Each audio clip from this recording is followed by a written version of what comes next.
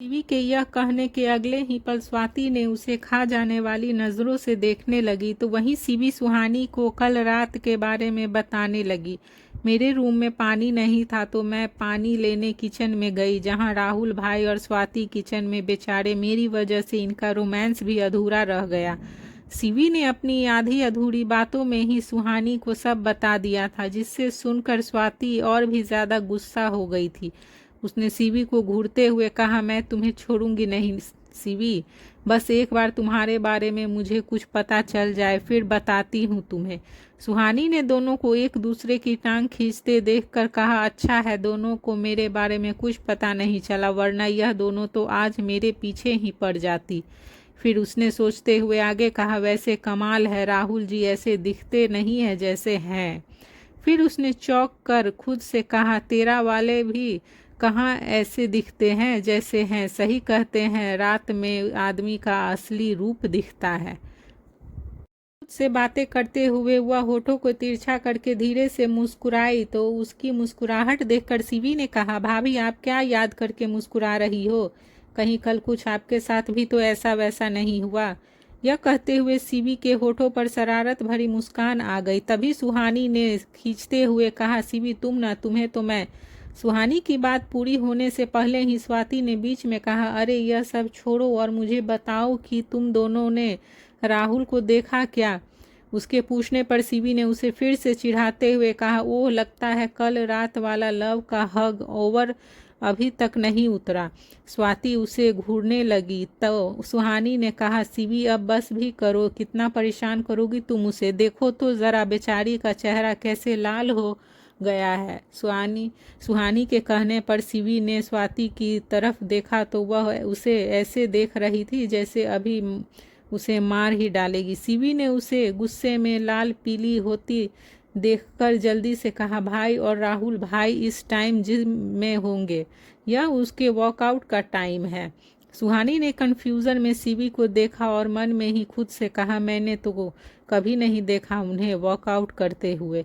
फिर अगले ही पल उसके सवाल का उसके अंदर से ही जवाब आया, देखूंगी कैसे, जब सोकर ही 9 बजे उठूंगी तो। सीवी ने दोनों को एक नज़र देखा और कहा, फॉलो मी, मैं आप दोनों को आपके प्रिय प्रतिदेव के पास ले चलती हूँ। यह कहते हुए वह सुहानी और स्वाति को अपने साथ विला के पिछले वाले हिस्से में ले आई। उसने सुहानी की तरफ देखा तो वह उस जगह को अजीब तरह से देख रही थी। उसकी शक्ल देखकर फिर सीवी ने कहा, लगता है भाभी आप पहले कभी विला के इस हिस्से में नहीं आई हैं। जिस पर सुहानी ने हाँ में सिर हिला दिया। वे तीनों बातें करते हुए जा ही रही थी कि तभी अचानक से उनके कदम रुक गए जब उन्होंने अपने सामने मनमोहन लेने वाले दिलकश नज़ारे को देखा। वे तीनों लड़के जो लाखों लड़कियों का दिल अपनी एक झलक से ही चुरा लेते थे, वे तीनों ही वॉकआउट करते हुए पसीने में लथपथ बेहद हॉट और डैशिंग लग रहे थे। सीवी ने रिहान को वहां एक्सपेक्ट नहीं किया था, वह वहां उसे देखकर सरप्राइज हो गई थी। तो वे तीनों एक टक बिना अपनी पलकें झपकाए उन्हें देखे जा रही थी। उन्हें देखकर ऐसा लग रहा था जैसे वे तीनों किसी वश में हो। माथे पर बिखरे बाल और पसीने में भीगा उनका शरीर उन्हें हॉट लुक दे रहा था। उन्हें देखकर सुहानी, स्वाति और सीवी ने अपने मुंह में आए पानी को अंदर ही ले लिया। वे खुद को कंट्रोल कर रही थी। तीनों ही अचानक से नर्वसनेस से घिर गई थी। फिर सुहानी ने कियान को देखते हुए धीरे से कहा, आई थिंक हमें यहाँ से जाना चाहिए। यह सुनकर स्वाति और सीवी ने भी उसकी हाँ में हाँ मिलाई और तीनों ही वहाँ से अपने अपने रूम में चली गई। कुछ टाइम बाद वे सभी ब्रेकफास्ट टेबल पर थे और ब्रेकफास्ट कर रहे थे। सीवी को एक आइडिया आया तो उसने अपने पास बैठी स्वाति के करीब होकर उसके कान में कुछ कहा, जिससे सुनते ही स्वाति खुश हो गई। स्वाति ने वही बात आंसू से कही और तो उसके होठों पर भी एक बड़ी सी स्माइल आ गई। फिर आंसू ने बिना देरी किए सुहानी को बता दिया, पर उसकी बात सुनते ही उसके चेहरे पर टेंशन के भाव आ गए और उसने सीवी को देखते हुए कहा, आर यू श्योर। सुहानी के पूछने पर उसने उसे थम्स अप दिखाते हुए कहा, वेरी श्योर। ब्रेकफास्ट टेबल पर सभी बैठे थे। बाकी सबका ध्यान तो उन चारों पर नहीं गया, पर वे तीनों हैंडसम हंक उन्हें ही घूर कर देख रहे थे। सभी के ब्रेकफास्ट करने के बाद जब अनंत और अमित ने जाने के लिए कहा तो स्वाति और आशु ने मना कर दिया। सुहानी और शिवी ने भी उनका साथ देते हुए कहा, नहीं आज नहीं, वे दोनों कल चली जाएंगी। चारों के जिद करने पर अनंत और अमित ने हामी भर दी और स्वाति और आशु को वहीं छोड़ के वे दो लोग वापस फार्म हाउस चले गए।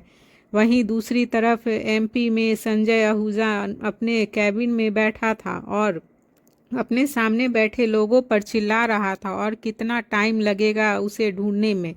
इतने दिन हो गए पर अभी तक उसकी कोई खबर नहीं मिली। अगर वह जिंदा है तो कहाँ है? जमीन निगल गई या आसमान खा गया उसे? उसकी बात वहां बैठे सभी लोग चुपचाप सुन रहे थे कि तभी उसमें से एक आदमी ने कहा, सर वह इतनी सी लड़की क्या बिगाड़ लेगी हमारी पावर के आगे वह कुछ भी नहीं है। तभी उसकी बात पर संजय ने चिल्लाते हुए कहा, दिमाग खराब हो गया है क्या तुम्हारा? क्या तुम भूल गए हो खुराना के साथ क्या हुआ? हाँ, यह मत भूलो कि वह लीगल ऑनर है इस कंपनी की। उसकी जिंदगी हम सब की बर्बादी है। हम चैन से जी सके इसके लिए उसका मरना जरूरी है। यह कहते हुए संजय आहूजा ने सबको देखा और आगे कहा, और हाँ एक बात कभी मत भूलना, चींटी भी इतनी सी ही होती है, पर अगर वह अपनी औकात पर आ जाए तो हाथी से भी तांडव करवा देती है। जंग का एक उसूल है, अपने दुश्मन को कभी भी कमज़ोर और लाचार समझने की भूल मत करना। संजय ने सबको सुनाने के बाद मन ही मन खुद से कहा, कोई तो है जो उसकी मदद कर रहा है, उसे प्रोटेक्ट कर रहा है, वरना इतनी भयानक आग से वह कैसे बच सकती है। शतरंज के खेल की तरह हर कोई अपनी अपनी चाल चल रहा था। जहां एक तरफ संजय अपनी चाल चल रहा था तो वहीं दूसरी तरफ लक्ष्य और आशीष ने भी अपने आदमियों को उस लड़की को ढूंढने में लगा दिया था। उसके आदमी कुत्तों की तरह उस लड़की को सूंघ सूंघ कर ढूंढ रहे थे। जब से प्रणय ने लक्ष्य को उस लड़की के मुंबई में होने की खबर दी थी तब से ही लक्ष्य और आशीष की नींद उड़ गई थी। वे आंखें बंद करते थे तो कियान उन्हें अपने डेविल अवतार में दिखता था। उसकी वजह से उसका सोना भी हराम हो गया था और इसीलिए उन्होंने अपने आदमियों को उस लड़की को ढूंढने में लगा दिया था। लक्ष्य और आशीष दोनों स्विमिंग पूल के साइड में स्विमिंग कॉस्ट्यूम में लाउंजर पर लेटे थे और स्विमिंग पूल में कुछ ऑस्ट्रेलियन गर्ल जो 2 पीस में स्विमिंग कर रही थी वे उन्हें देख रहे थे। आशीष ने अपनी आंखों से उस हसीना और नज़ारे का लुत्फ उठाते हुए लक्ष्य से कहा, क्या यार इतने सुकून से ज़िंदगी के मज़े ले रहे थे, पर उन एक लड़की ने रातों की नींद छीन ली है हमारी। लक्ष्य ने उसकी बात पर कहा, इकलौता वही सबूत है जिसे हम गलती से भी छोड़ आए थे। अगर उसे वहीं ख़त्म कर दिया होता आज हमें ऐसे डर डर कर नहीं जीना पड़ता। तभी आशीष ने उसकी बात को पूरी करते हुए कहा, बस वह डेविल के हाथ नहीं लगनी चाहिए। एक वही है जो कियान को उस रात का सच बता सकती है। उसकी बात का जवाब देते हुए लक्ष्य ने कहा, पता नहीं मुंबई के किस कोने में छुपकर बैठी है। इतने दिन हो गए अभी तक नहीं मिली हमारे आदमियों को। वैसे किस्मत अच्छी थी कि उसकी उस दिन शिवयान ने उसे बीच में आकर बचा लिया, वरना। आशीष की बात को बीच में काटते हुए लक्ष्य ने कहा, जो उस दिन नहीं हुआ वह अब हो जाएगा, बस एक बार वह मिल जाए। यह कहते हुए लक्ष्य के होठों पर शैतानी मुस्कान थी। तभी 2 लड़कियां पूल से निकलकर उनके पास आई और उन्हें खुद को सौंपते हुए उनके साथ ओपनली रोमांस करने लगी। वहीं उधर इंडिया में सुबह से शाम हो गई थी पर उन चारों लड़कियों की बातें खत्म होने का नाम ही नहीं ले रही थी। तभी आंसू की नज़र क्लॉक पर गई और उसने सबको क्लॉक दिखाते हुए कहा, देखो टाइम हो गया है जी, दी जल्दी से प्लान एक्सक्यूज़ करते हैं, उनके बाद हमें रेडी हो भी तो होना है। उसकी बात सुनकर स्वाति और शिवी ने सुहानी की तरफ देखा तो उसने तीनों को देखते हुए कहा, क्या सच में करना पड़ेगा? जिस पर तीनों ने ही हाँ में सिर हिला दिया। सुहानी ने अपना फ़ोन लिया और कियान को कॉल करते हुए दूसरी तरफ चली गई। 2 मिनट बाद वह वापस आई तो उसके होठों पर स्माइल थी। उसकी स्माइल देखकर वे तीनों समझ गई थी कि उनका प्लान काम कर गया है।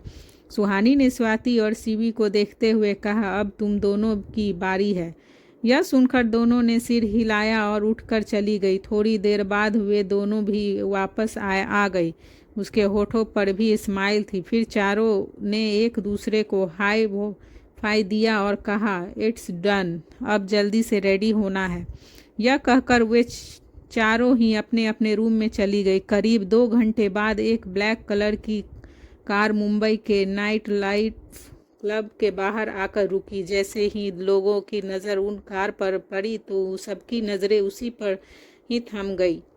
वे सभी जानने के लिए बेताब हो रहे थे कि इतनी महंगी कार जो पूरी दुनिया में सिर्फ 10 लोगों के पास ही थी, उस कार में कौन आया होगा। सभी अपनी नज़रें कार पर गड़ाए हुए थे कि तभी झटके से कार का डोर ओपन हुआ और एक लड़की के गोरे पैर दिखने लगे। उस लड़की ने अपने पैर से डोर को ओपन किया था। एक एक करके उस कार से चारों खूबसूरत लड़कियां बाहर आई और लाइन में खड़ी हो गई। उन सभी लड़कियों को देखकर वहां मौजूद लोगों को समझ नहीं आ रहा था कि वह उस एक्सक्लूसिव कार को देखे या उन खूबसूरत हसीनाओं को। वे चारों ही अपनी जगह लाजवाब थी, जिन्होंने अपनी खूबसूरती से सभी का ध्यान अपनी ओर खींच लिया था। लोगों को डिसीजन लेने में ज़्यादा देर नहीं लगी। जब उनकी नज़रें कार से हटकर उन चारों खूबसूरत हसीनाओं पर गई तो वह उस एक्सक्लूसिव कार को भी देखना भूल गए थे। सुहानी, स्वाति, शिवी और आशु चारों ने एक दूसरे को देखा और देखते हुए ही एक दूसरे को कातिल स्माइल पास की। चारों ने वन पीस पहना था, पर इस बार वह ड्रेस ज़्यादा बोल्ड नहीं थी जैसे शिवी ने कैलिफोर्निया में पहनी थी। उन चारों ने ही फुल स्लीवलेस और नी थैल ड्रेस पहनी थी। भले ही वह ड्रेस ज़्यादा बोल्ड नहीं थी, पर उनकी खूबसूरती और उनकी अदाएं उन्हें अट्रैक्टिव लुक दे रही थी। वे सभी एक्सपीरियंस्ड मॉडल की तरह वॉक करते हुए क्लब के अंदर आई। जब वे वॉक कर रही थी तो उनकी पेसलिस हील की टॉप टप की आवाज़ वहां मौजूद लोगों के दिलों की धड़कनों को बढ़ा रही थी। उधर कियान जब ऑफिस से वापस आया तो वह अपने फ़ोन को यूज़ करते हुए ऊपर जा रहा था, पर जैसे ही वह ऊपर पहुंचा तो उसने अपने सामने किसी की प्रेजेंस फील हुई। उसने अपनी पलकें उठाकर सामने देखा तो रिहान को विला में देखकर वह शॉक्ड हो गया। कियान ने उसे पूछा, तुम यहाँ क्या कर रहे हो? कियान की आवाज़ एरोगेंट से भरी थी। उसके सवाल ने रिहान को कंफ्यूज कर दिया था। उसे समझ नहीं आया कि वह उसे ऐसा सवाल क्यों कर रहा है।